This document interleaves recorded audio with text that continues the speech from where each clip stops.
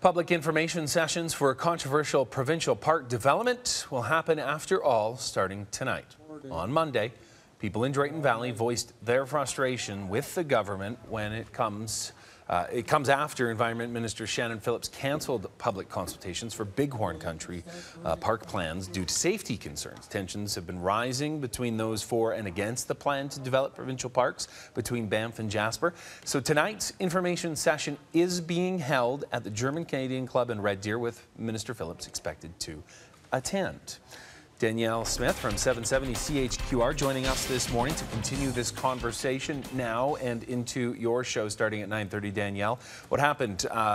Concerns of safety and bullying set aside now for this to start again. Well, I don't think that there were really credible threats that were leveled against the government. I think that they realized that they had a lot of people with a lot of questions and a lot of concerns about this proposal. They thought it would just sail through, and then they were surprised at the level of public backlash over it. Like, put it into perspective. When you look at all the national coverage being done on the protests that happened yesterday against the coastal pipeline being constructed, those were a couple dozen people who turned up. Yet in Drayton Valley, 650 to 750 people turned up to say that they wanted to get more information. They wanted the plan to be stalled, and that they didn't think that a proper amount of consultation had been done. So the government was wrong to ignore them in the first place. And I think that they've shot themselves in the foot on this one. It should have been a really easy sell, because part of the groundwork has already been laid.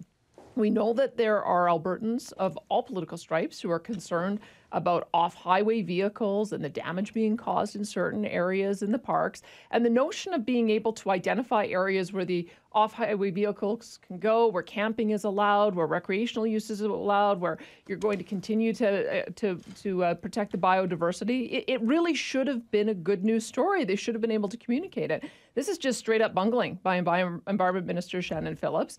And then when she realized she wasn't going to be able to have an easy ride sailing this through, she made it worse by saying that the RCMP had suggested that it was too dangerous to hold these sessions. That turned out to be not true. No RCMP officer said that they had heard of any threat anywhere in the province.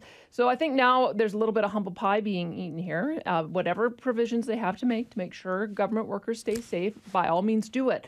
But you have to manage it, and you can't be afraid of the public, especially when you're putting forward policies that are not clearly understood. So I'm glad she's made the right decision, but she could have avoided a lot of the pain. This is all self-inflicted.